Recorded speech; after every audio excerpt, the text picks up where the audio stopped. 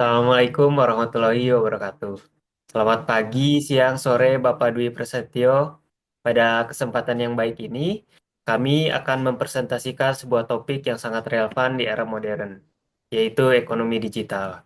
Saya, Ilham Febri Almadani, bersama rekan saya, Muhammad Rokib, akan membahas berbagai aspek penting dalam ekonomi digital, mulai dari konsep dasar, karakteristik, tantangan yang dihadapi, hingga peluang yang dapat dimanfaatkan dalam pertumbuhan ekonomi berbasis teknologi.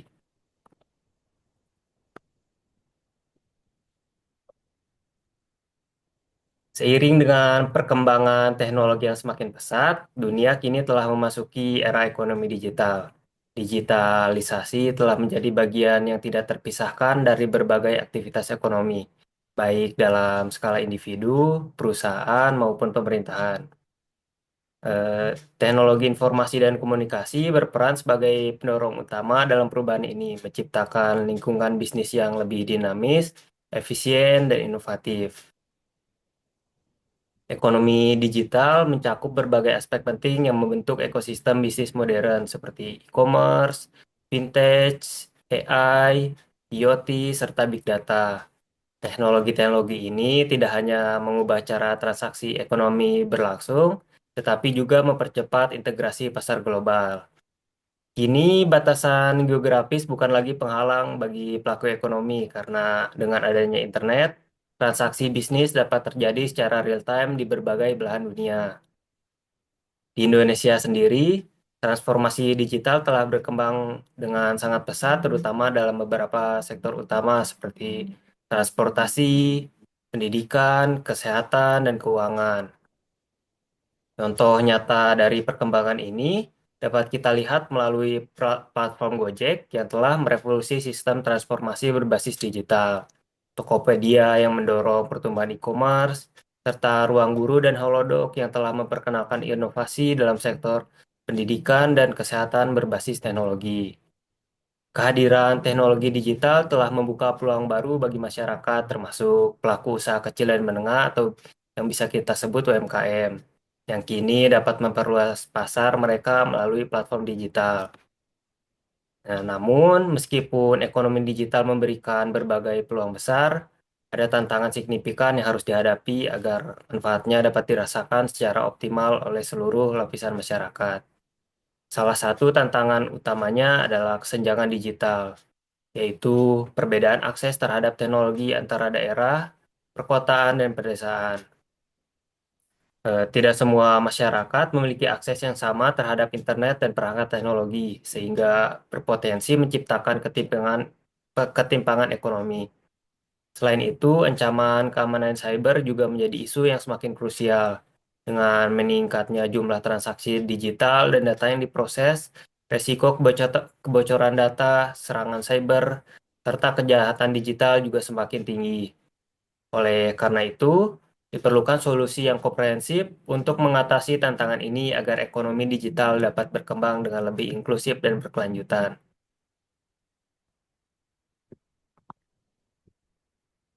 Pengertian ekonomi digital. Ekonomi digital dapat didefinisikan sebagai semua aktivitas ekonomi yang berbasis pada pemanfaatan teknologi digital, di mana internet berperan sebagai infrastruktur utama dalam proses penciptaan, distribusi, serta konsumsi nilai ekonomi. Dalam ekonomi digital, penggunaan teknologi bukan hanya sebagai alat bantu, tetapi telah menjadi inti dari model bisnis modern. Setiap transaksi dan interaksi ekonomi yang terjadi di dunia digital memungkinkan berbagai pihak, baik individu maupun perusahaan, untuk terhubung dan bertransaksi secara lebih efisien. Menurut Amir Hartman, ekonomi digital dapat diartikan sebagai arena virtual di mana bisnis dijalankan, nilai ekonomi diciptakan, dan ditukar transaksi terjadi, serta hubungan antara pelanggan dan penyedia layanan berkembang melalui media digital sebagai perantaranya. Definisi ini menegaskan bahwa ekonomi digital bukan sekedar transformasi teknologi dalam bisnis, tetapi juga perubahan mendasar dalam cara kita memahami dan melakukan aktivitas ekonomi. Salah satu dampak besar dari ekonomi digital adalah pergeseran model bisnis tradisional ke model berbasis teknologi. Jika sebelumnya transaksi ekonomi hanya bisa dilakukan secara fisik, kini perusahaan dapat memperluas jangkauan bisnisnya melalui platform digital. Contohnya adalah industri retail, yang dulunya hanya mengandalkan toko fisik untuk menjual produk mereka. Kini dengan adanya e-commerce seperti Shopee, Tokopedia, dan Bukalapak, konsumen dapat berbelanja secara online tanpa harus datang langsung ke toko. Nah, transformasi ini tidak hanya memberikan kemudahan bagi pelanggan, tapi juga membuka peluang besar bagi pelaku bisnis untuk menjangkau pasar yang lebih luas, bahkan hingga ke luar negeri. Lebih dari itu, ekonomi digital juga memungkinkan pengumpulan dan analisis data dalam skala besar melalui teknologi big data. Dengan adanya data yang lebih akurat dan real time, perusahaan dapat memahami pola perilaku konsumen dengan lebih baik. Misalnya, dengan analisis data yang mendalam, perusahaan e-commerce dapat merekomendasikan produk yang lebih relevan dengan preferensi pelanggan, sehingga meningkatkan kepuasan dan loyalitas mereka. Namun, di balik berbagai keunggulan ini, ekonomi digital juga membawa tantangan tersendiri, terutama dalam aspek keamanan dan regulasi. Dengan semakin banyaknya transaksi yang dilakukan secara digital, keamanan data pribadi dan perlindungan konsumen menjadi prioritas utama. Regulasi yang jelas dan perlindungan hukum yang kuat sangat dibutuhkan agar ekosistem ekonomi digital dapat berjalan dengan baik tanpa merugikan salah satu pihak. Ya, secara keseluruhan, ekonomi digital adalah evolusi dari cara manusia bertransaksi dan berbisnis dengan memanfaatkan teknologi secara optimal. Kita dapat menciptakan peluang ekonomi yang lebih luas dan inklusif, namun untuk memastikan bahwa perkembangan ini memberikan manfaat bagi semua pihak, diperlukan strategi yang matang dalam mengatasi tantangan yang ada.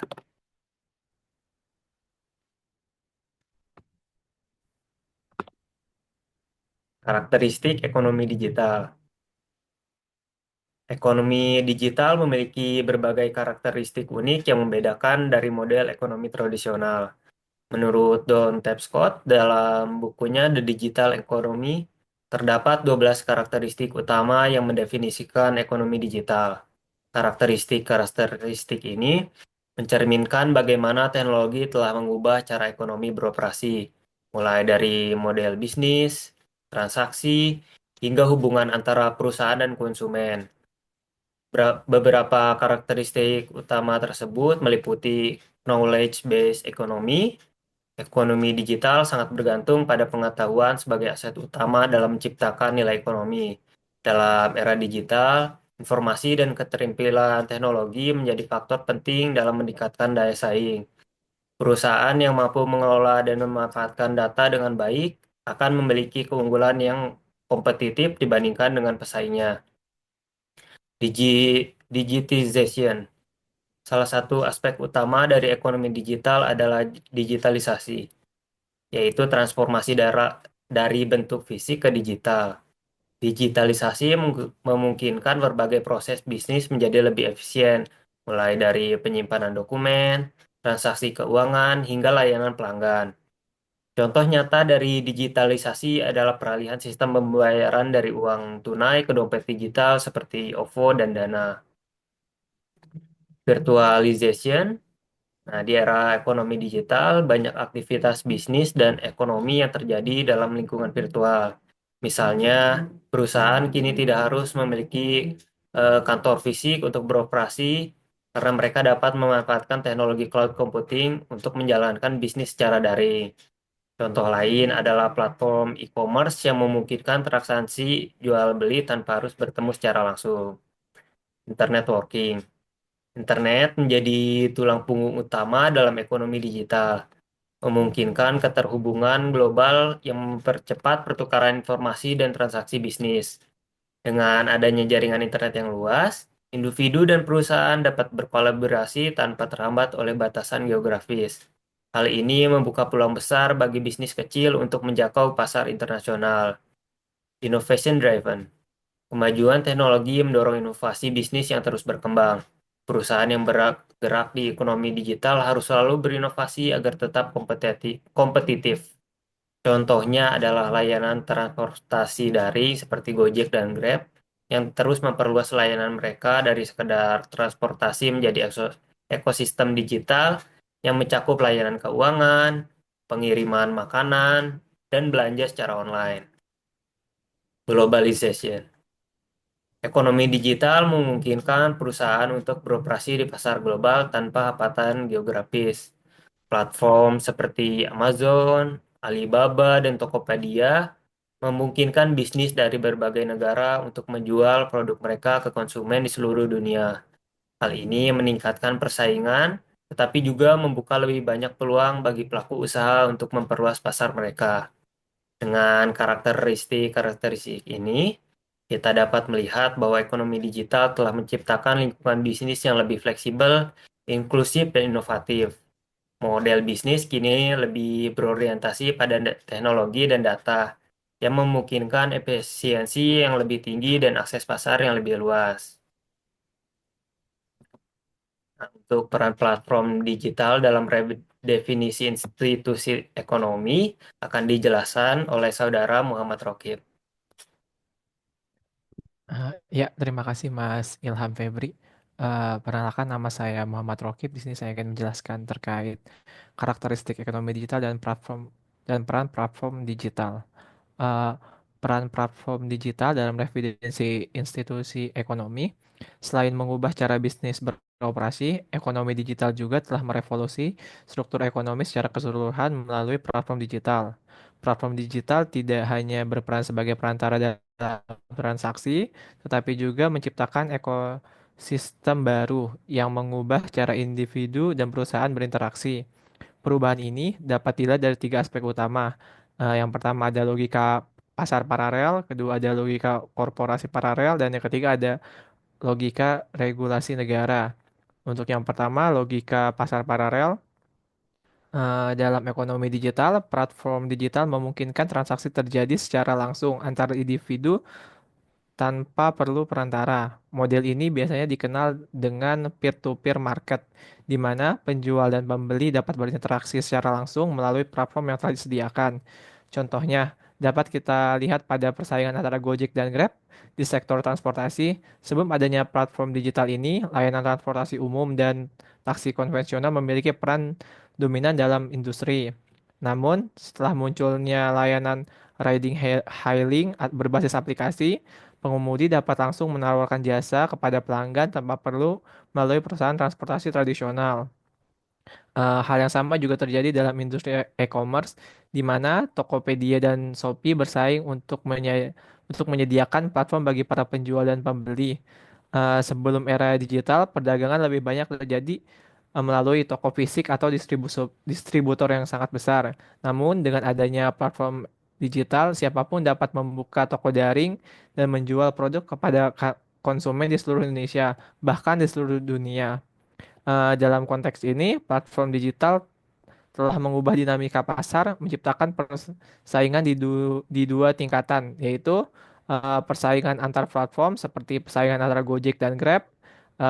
Yang kedua ada persaingan antar penyedia layanan jasa dalam satu platform seperti para para mitra pengemudi yang bersaing untuk mendapatkan pelanggan terbaik dari dalam platform yang sama. Untuk logika korporasi paralel, eh, peran peran platform digital juga mengubah cara perusahaan beroperasi.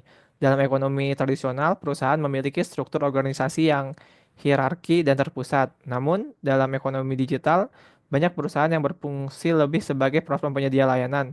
Sementara individu yang menggunakan platform tersebut berperan sebagai pelaku usaha. Contoh nyata dari fenomena ini adalah Gojek dan Shopee. Gojek berperan sebagai penyedia aplikasi, sementara mitra pengemudi bertindak sebagai pelaku usaha yang menyediakan jasa transportasi.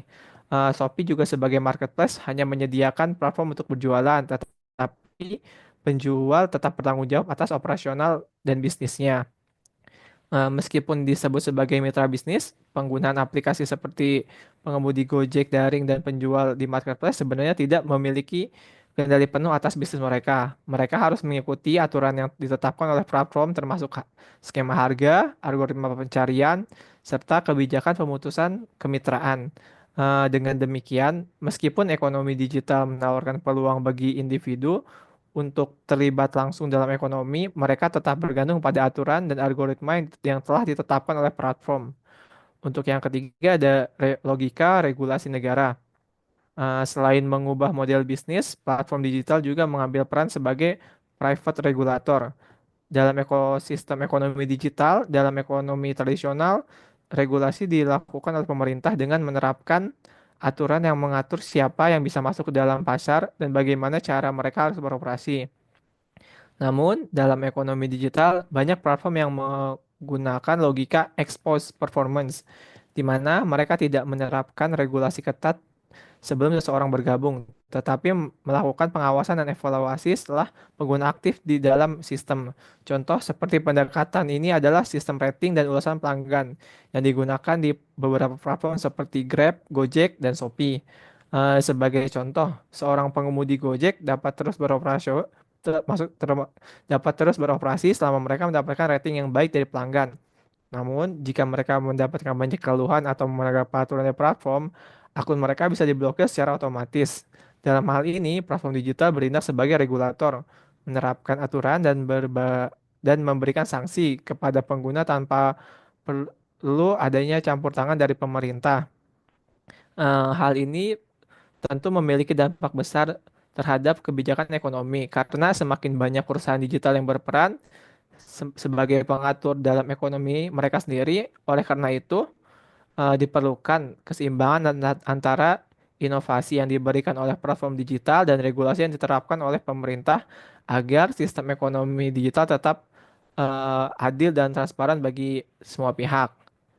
Boleh di next, Mas? Nah, selanjutnya tantangan dan solusi dalam ekonomi digital. Perkembangan ekonomi digital membawa berbagai peluang yang menjanjikan, tetapi di sisi lain juga menghadirkan sejumlah tantangan yang perlu diatasi. Eh, Contohnya, tantangan-tantangan ini mencakup berbagai aspek mulai dari infrastruktur, keamanan, regulasi, hingga dampak sosial seperti pelanggaran akibat otomasi. Oleh karena itu, memahami tantangan-tantangan ini serta mencari solusi yang tepat sangat penting untuk menciptakan ekonomi digital yang inklusif dan berkelanjutan.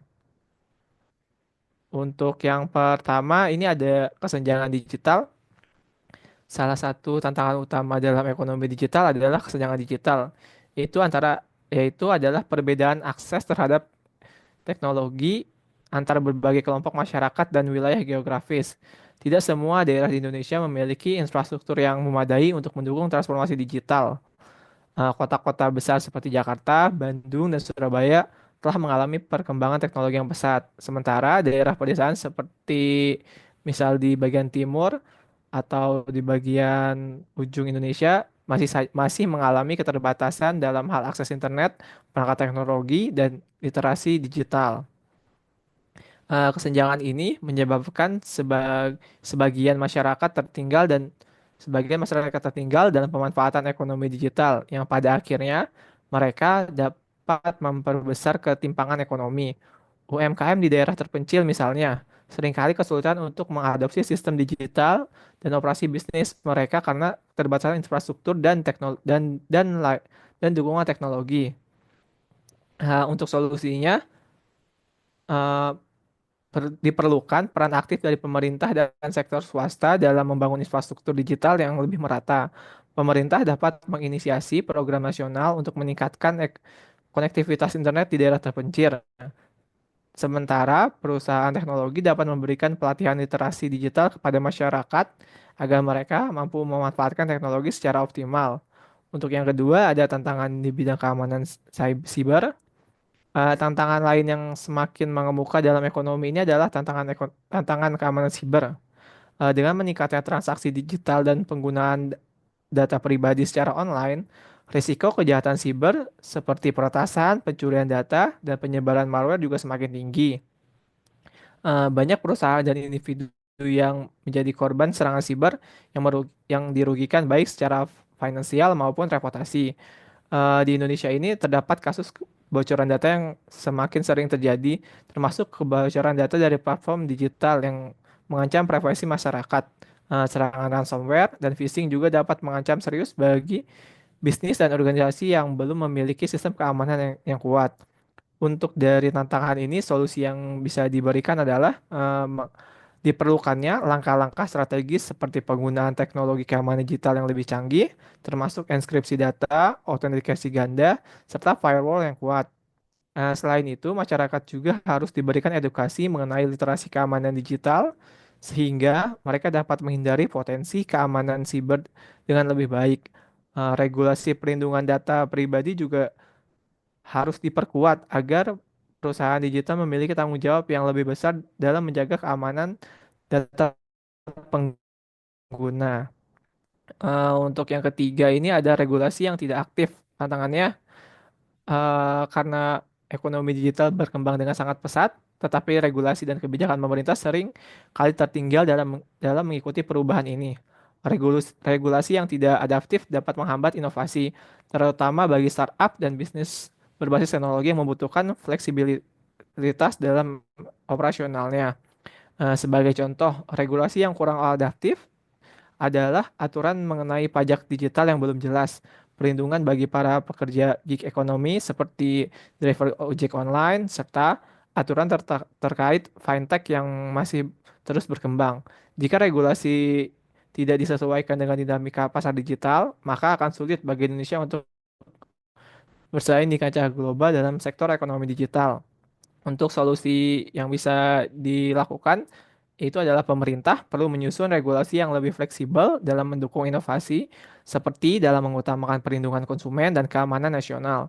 Selain itu, diperlukan kolaborasi antara regulator dan pelaku industri teknologi agar kebijakan yang dibuat dapat selaras dengan perkembangan digital yang dinamis. Untuk yang keempat, ini ada pengangguran akibat otomatisasi. Karena kemajuan teknologi dalam ekonomi digital telah memberikan banyak manfaat, tetapi di sisi lainnya juga dapat menimbulkan risiko pengangguran akibat sistem yang otomatisasi ini. Dengan adanya AI dan robotika, banyak pekerjaan yang terjadi manual, yang sebelumnya dilakukan oleh manual, kini dilakukan oleh mesin. Hal ini terutama terjadi di sektor manufaktur, layanan pelanggan, serta berbagai bidang administratif lainnya. Dampak i- dampak dari kegiatan ini yang paling dirasakan itu adalah orang pekerja dengan keterampilan rendah yang sulit bersaing dengan teknologi yang sistemnya otomatis. Jika tidak ada langkah antisipasi, maka kesenjangan sosial antara ekonomi dapat semakin lebar, mengakibatkan pengangguran atau tenaga-tenaga pekerja manusia di berbagai macam industri. Untuk solusinya adalah untuk mengatasi masalah tantangan ini, pemerintah dan dunia usaha harus fokus pada program reskilling dan upskilling, yaitu memberikan pelatihan ulang kepada tenaga kerja agar mereka memiliki keterampilan yang sesuai dengan kebutuhan di era digital. Pendidikan vokasi berbasis teknologi, pelatihan coding, serta pengenalan AI dan data science harus diperluas agar lebih banyak pekerja yang dapat beradaptasi dengan perubahan-perubahan yang akan terjadi. Di next, Mas.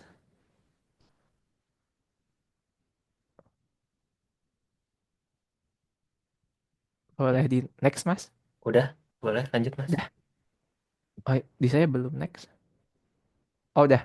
Eh, untuk peluang ekonomi digital di Indonesia, di balik berbagai tantangan yang ada, ekonomi digital juga menghadirkan beragam peluang besar bagi Indonesia dengan populasi yang sangat besar dan tingkat adopsi teknologi yang terus meningkat. Indonesia memiliki potensi untuk menjadi salah satu pemain utama dalam ekonomi digital di Asia Tenggara. Beberapa peluang utama dalam ekonomi digital di Indonesia yaitu yang pertama ada pertumbuhan ekonomi yang maksudnya pertumbuhan e-commerce yang sangat pesat. Sektor e-commerce di Indonesia berkembang dengan sangat cepat, didorong oleh platform seperti Shopee, Tokopedia, Bukalapak, dan Lazada. E-commerce memungkinkan UMKM untuk menjangkau pasar yang lebih luas tanpa harus memiliki toko fisik. Hal ini memberikan peluang besar bagi pelaku usaha kecil untuk bersaing di pasar nasional maupun internasional. Untuk yang kedua ada di bagian fintech dan inklusi keuangan. Untuk contoh di bagian fintech atau financial technology, eh, yang mengalami perkembangan pesat adalah dengan hadirnya layanan dompet digital seperti OVO, GoPay, dan Dana.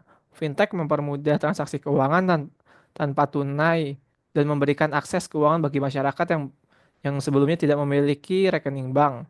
Dengan adanya fintech, inklusi keuangan semakin meningkat dan mempercepat pertumbuhan ekonomi digital. Nah, untuk yang ketiga ada transformasi pendidikan digital.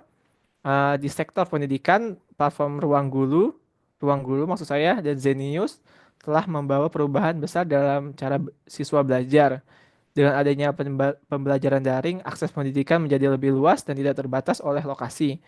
Hal ini memberikan kesempatan bagi lebih banyak orang untuk memperoleh pendidikan yang berkualitas tanpa harus datang ke sekolah ataupun universitas secara fisik. Nah, untuk yang keempat ada digitalisasi di sektor kesehatan. Teknologi digital juga telah meningkatkan layanan kesehatan melalui aplikasi seperti Halodoc, Halo Dokter yang memberikan konsultasi medis secara daring. Dengan adanya layanan ini, masyarakat dapat memperoleh layanan kesehatan dengan lebih mudah, terutama di daerah yang sulit dijangkau oleh fasilitas-fasilitas medis. Dari boleh di next, Mas?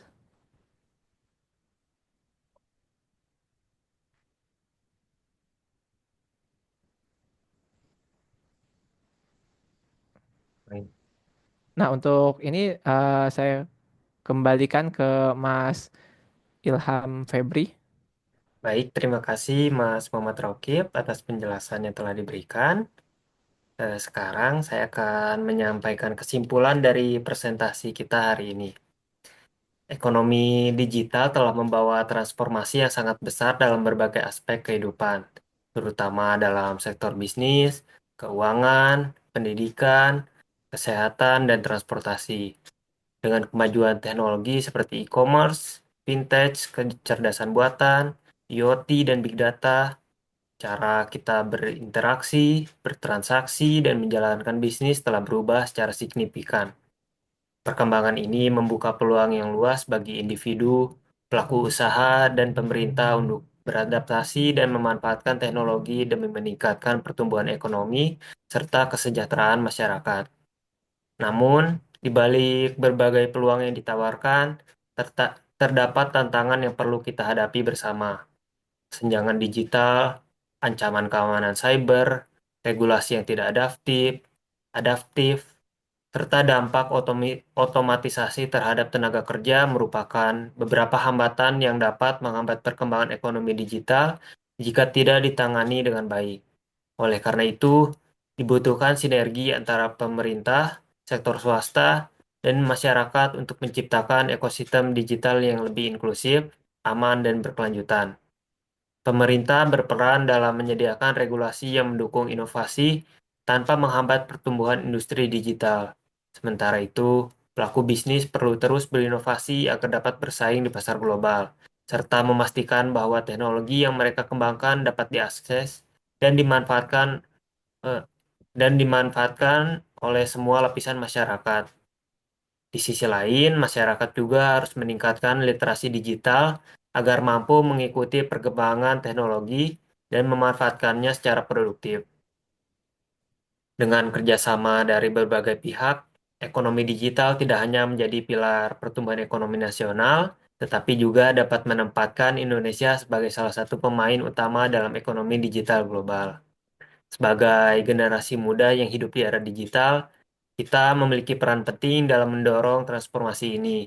Dengan pemahaman yang baik tentang ekonomi digital, kita dapat menjadi bagian dari inovasi, menciptakan peluang baru, serta mampu menciptakan solusi atas berbagai tantangan yang ada.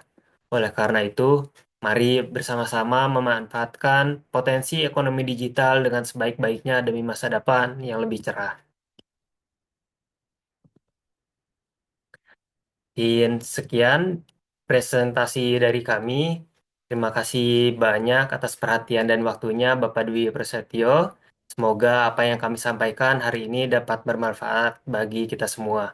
Assalamualaikum warahmatullahi wabarakatuh. Waalaikumsalam warahmatullahi wabarakatuh.